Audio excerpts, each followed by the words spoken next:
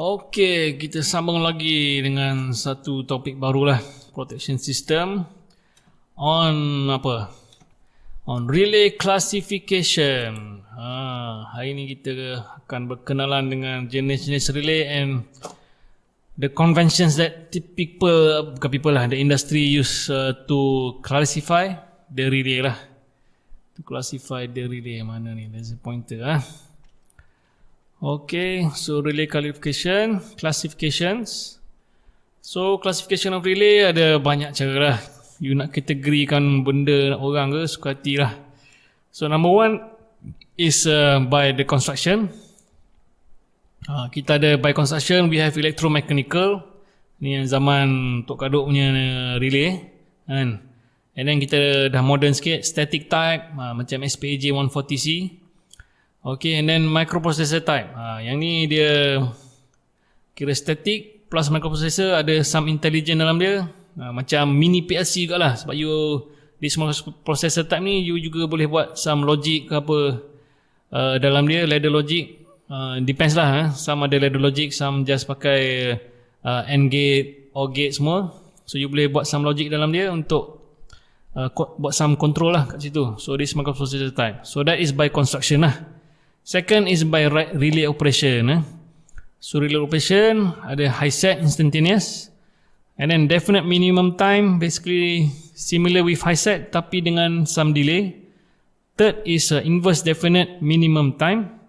This one yang selalu kita dengar tu lah, IDMT tu lah. And then directional and of course differential lah. Alright, so we'll just go through lah briefly one by one. So electromechanical relay, dia ada jenis induction relay. Siapa yang pernah tengok jenis CDG tu, dia pakai disk kan. CDG, D for disk lah, CDG. Nanti, so they operate on the principle of induction motor. So nanti kita tengok lah.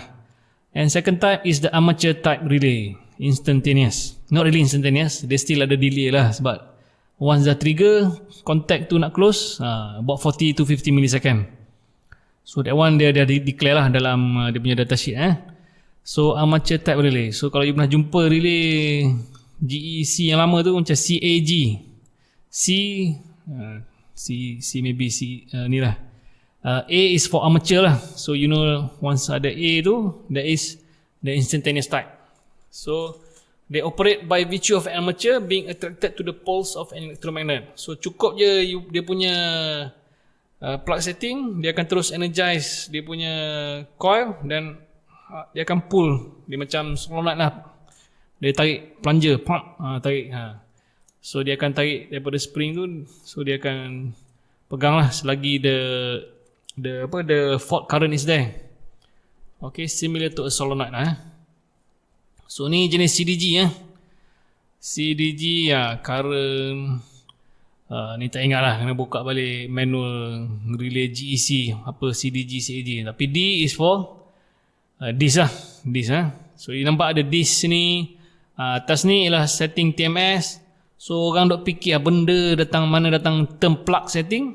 So the plug setting comes from here. This is the plug setting. Kalau dalam relay modern you tak nampak. It's just a number you set, the pickup current ataupun pickup voltage kan. So the plug setting comes from here. You plug, so the setting. So this is a plug lah orang panggil kan. You pindah this blue plug ni daripada kiri ke kanan lah untuk set. So this one is a neutral displacement. Means this one seems like a 59N lah. Neutral displacement macam ni ataupun neutral over voltage punya relay lah. So sebab tu setting dia 0 lah. So this one, so sepatutnya input dia just from the voltage lah, from the open delta punya PT lah. Okay, dan kita ada instantaneous earth fault relay type CAG. CAG, A for armature lah. So you plug setting dia. So I'm guessing this one is a 5M punya input. You ada so you boleh set lah daripada 0.5 sampai ke 2M. So 2M, 2 daripada 5. So you boleh 0.5 daripada 5 is about 10%, 40%. So you can set daripada 10% up to 40% punya ni lah earth fault punya setting. Kalau relay ni input dia 605, so you boleh daripada 10% 60 A sampailah ke 40% 240 A. Ni relay jenis all dashboard. Mana ni ya, motor skirt terminal, control skirt terminal. So this one would be dia punya contact lah 1 and 2 will be dia punya coil, then 3, 4 is dia punya contact lah. Alright, so the all dashboard, the relay punya input will masuk to the coil sini. So bila coil ni cukup panas, so dia akan trigger the all dashboard tu lah. So the contact pun normally open jadi close, normally close jadi open. Alright, so ni tak pernah jumpa lah, pernah jumpa sekali lah dulu, then dah upgrade habis lepas rejuve punya project tu, dia dah upgrade, dah tukar semua jadi modern relay lah. Ini memang lama lah kalau you all jumpa ni. Okay, so ni typical type for electromechanical relay. Overcurrent IDMT relay. So bila macam mana dia kata sebagai motor tu tadi kan, so kalau you nampak ni, bila call relay tu, bila current tu masuk, current tu dia wound around this coil lah. So there's a core here. So sini ada satu core ni, bentuk dia macam huruf C lah. Huruf C ni. So bila coil ni lari, bila current tu datang, so dia akan induce, dia akan ni jadi macam stator lah sebenarnya. So this stator, they will induce some current, some magnetic field. So that magnetic field will be induced within this. So this jadi macam rotor lah. So similar like an induction motor lah. So this dia akan create an opposite punya magnetic pole tu. So dia akan melawan lah this ni. So dia akan pusing macam induction motor. So how fast and how ni depends on the magnitude of the current. So the higher the current, the faster this will turn lah. So when you change your TMS tu sebenarnya, you are actually changing the location of the tempat mana dia nak ni lah. So kalau you letak TMS 0.1, so tempat dia nak tak nampak kat sini Sini pun kurang nampak. So bila you ubah TMS ni, you actually menukar dia punya location of dia punya ni lah. So the faster when you set 0.1, so it will be closer to the contact lah. So bila this tu pusing, so that contact will touch faster lah, that non-moving contact tu. Alright, so that's for overcurrent relay. So macam ni lah. So definite inverse definite minimum time. Alright, so the higher the current, the faster it will trip lah. Okay, so this one is amateur punya type ataupun instantaneous. So your secondary CT current tu will go into this into this coil, solenoid ni. Tapi this there's a plunger in the middle. There's a plunger being held by a spring lah. So once this the current big enough, large enough to cause the solenoid to counter the force of the spring lah. So that current depends on the plug setting lah. So kalau plug setting tu rendah, cepat lah. Current yang rendah dah cukup dah untuk overcome that that spring punya force lah. Alright. So walaupun they say here is instantaneous, you see there's some delay here lah. Cannot be really 0 second. So there's still some delay, about 40 to 50 millisecond. This is a 3-pole overload relay, still a mechanical relay. So dia use a bimetal. So the actual current flow will go through it. Ni kalau yang primary lah. Tapi kalau yang higher voltage semua, the secondary current will go through this bimetal. Macam ni . So this secondary current will go through this one is basically a heater lah. So this heater will heat up this bimetal. So once this bimetal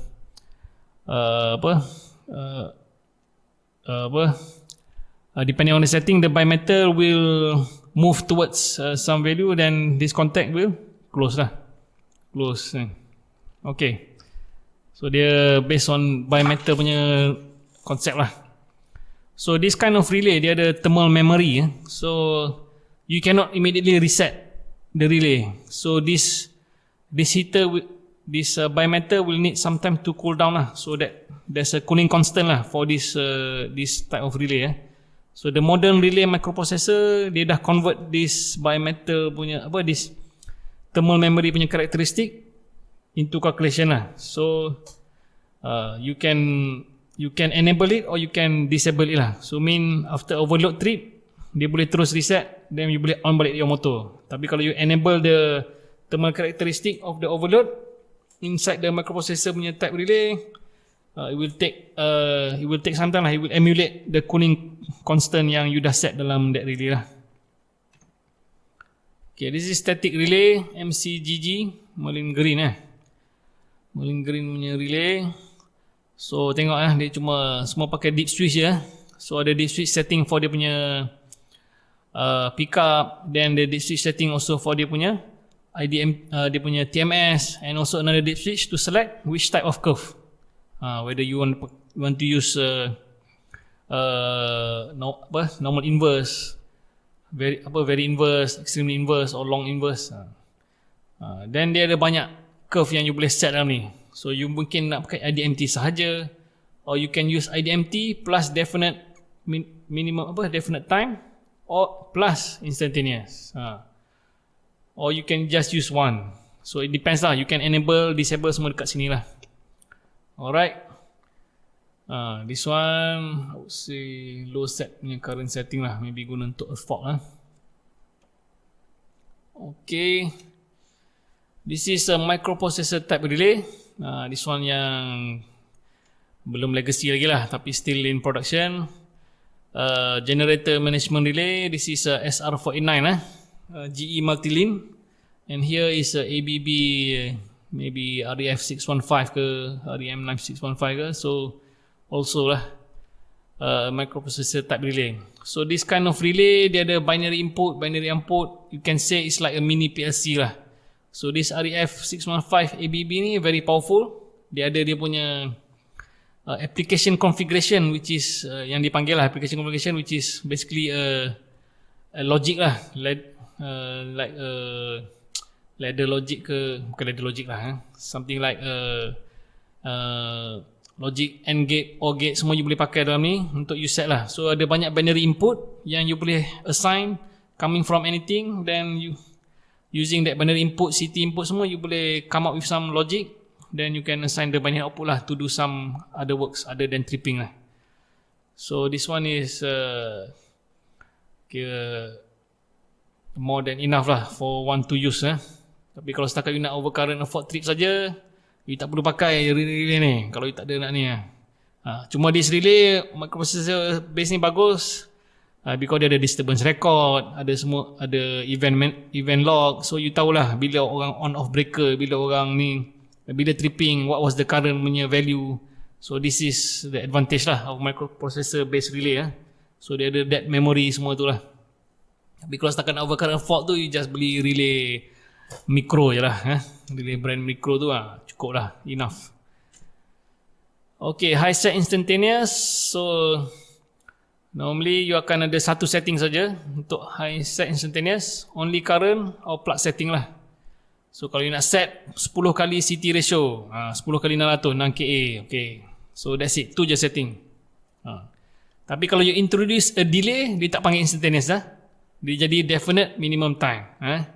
So you katalah you nak set 10 kali, delay 1 second. So dia akan trip at 6KA or above, after 1 second baru dia akan hantar trip signal lah.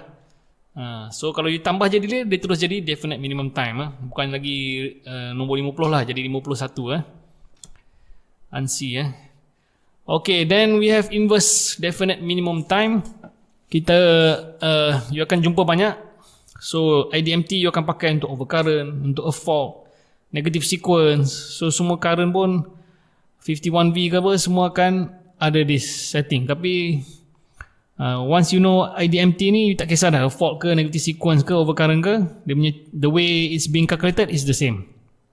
Yang beza mungkin dia punya current setting and the type of current yang dia nak measure lah. Yang fault, negative sequence. Kalau overcurrent, the normal current lah, or the positive sequence punya current lah.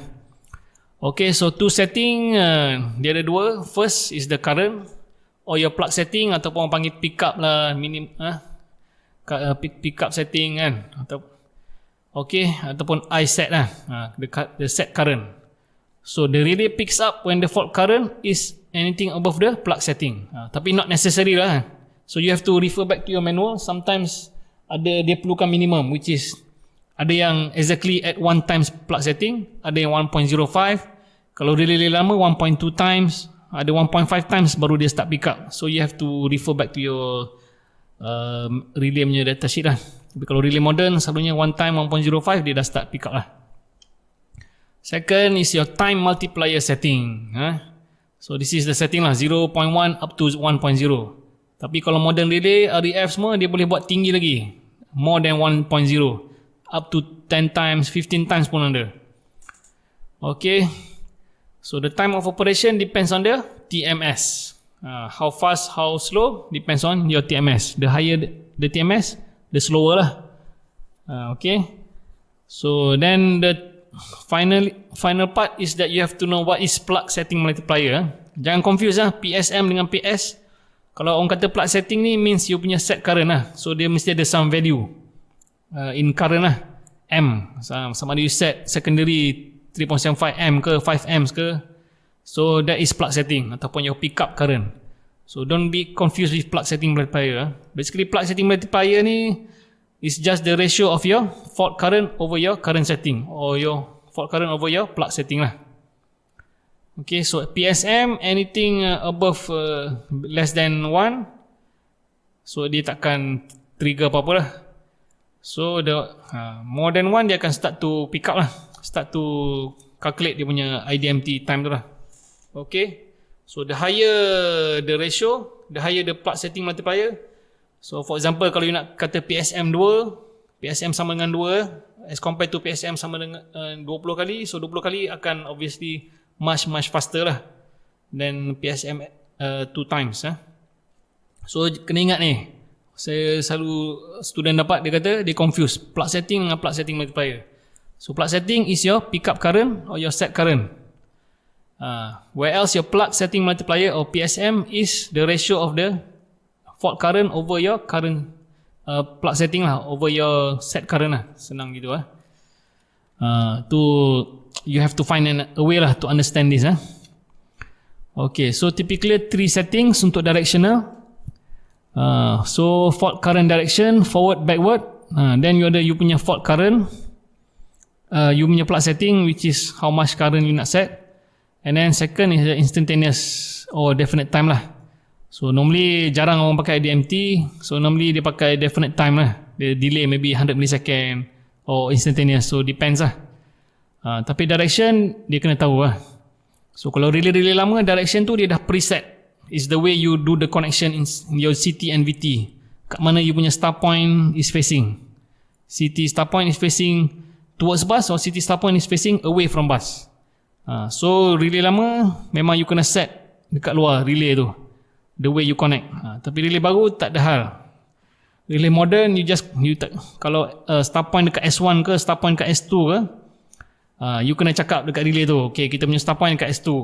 Then dia akan cakap lah, okay, so that dia akan from there you can set lah inside the relay where is forward, where is backward. So kalau you nak dia detect in the forward direction, maybe away from bus, so dia akan detect that as the direction for the directional punya fault. Okay, tapi you kena be careful jugalah with this modern relay. Because modern relay normally bila you buat directional overcurrent ke directional fault, so please do a primary injection punya test lah to confirm, ataupun at least bila you energize tu you jangan enable lagi the direction punya setting, you enable dia sebagai alarm saja. Sebab kadang-kadang dia boleh mistakenly see that because primary you want to do primary injection to do the direction tu susah ataupun tak boleh lah. So in the end you have to do it bila you dah ada actual load saja, mana you dah energize completely. So you make sure you energize dulu tapi set dia sebagai alarm saja. Then you tengok make sure bila current tu in the normal direction of your system, mana going into your plant ataupun into your switch gear tu. So you make sure tak ada alarm naik lah due to this fault current, due to this direction punya setting. So kalau okay, then you enable lah. Okay. So tu kena careful lah. But that is the limitation lah. Kalau nak buat testing kat luar before commissioning tu memang susah lah. Sebab primary injection you nak kena ada voltage punya reference, primary voltage reference plus you punya primary test set. So tak banyak tester yang ada this equipment and capability lah. So normally what they do is dia akan commission with the actual load current. So kalau load current direction tu betul, megawatt pun sama dengan ni, current dia pun sama. So current DOC tu tak naik, directional fault pun tak naik, so dia kira kata commission lah, gitu lah. So we'll respond if the current is big enough in one direction. So in the other direction dia takkan operate lah. So normally you akan use dekat ring operator system. Kalau single radial tak payahlah, tak perlu ada pun sebab dia tak ada feedback lah, unless you ada generator ke apa dekat at that bus yang mungkin boleh feedback ke atas, so you nak protect your generator, so maybe you add that protection lah. Okay.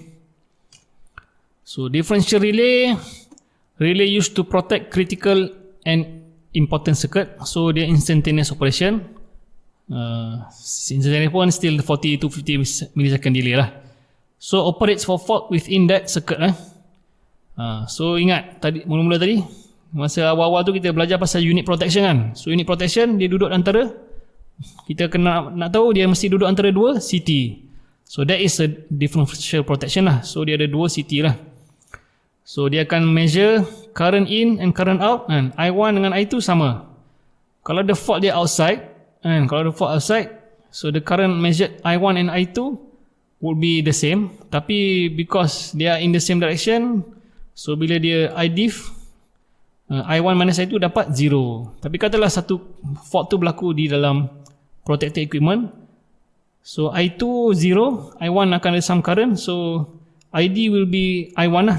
So I1 akan ada some value. So kalau dia hit dia punya differential pickup setting dengan dia punya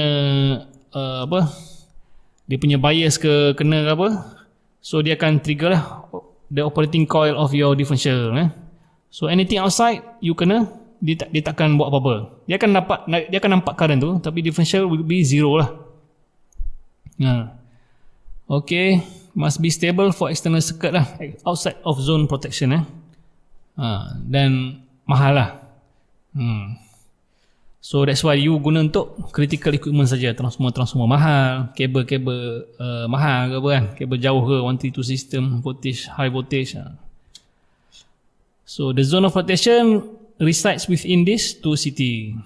So kalau ada fault dalam ni, dia akan, ni kalau single infeed lah, kalau single je satu source je coming from here, so current akan detect by 1 CT. Tapi kalau ni double lah, double infeed means macam ada 2 source lah. So sini pun ada source, sini pun ada source. So bila ada fault dalam ni, dua-dua ni akan datang. Tapi bila dia sum up, the current will be both lah. There's total of both I1 plus I2. So that is the principle of unit protection. So this is the typical zone of protection lah. So ulang balik 51 ni kalau nak jumpa je nombor 51, confirm this is IDMT lah. IDMT ataupun definite time lah. So overcurrent relay 51B. So 87 is the typical yang the unseen number used lah for differential lah. So kalau transformer 87T, kalau line 87L, kalau tu je lah 87T, 87L. Kalau untuk REF dia tak pakai 87, dia pakai 64 lah. Sebab dia a fault, restricted fault punya ni dia lain sikit, tapi still a type of differential jugalah kalau dia look at the secondary winding punya zone.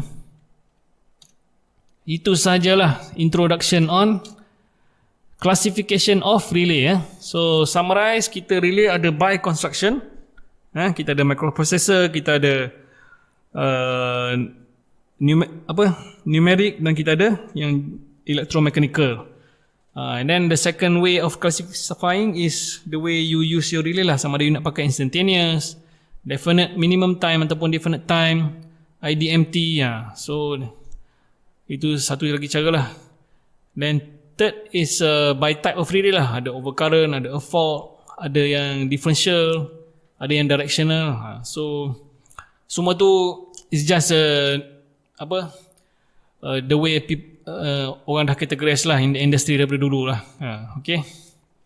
So if you think this material is good, please share this material to your electrical friends, and do subscribe to my YouTube channel Crux of EE, and then my Facebook page. Please like my Facebook page, facebook.com/Crux of EE. And if you have any other questions, please throw them in the comments below, or you can email me directly lah at cruxofee@gmail.com. Thank you.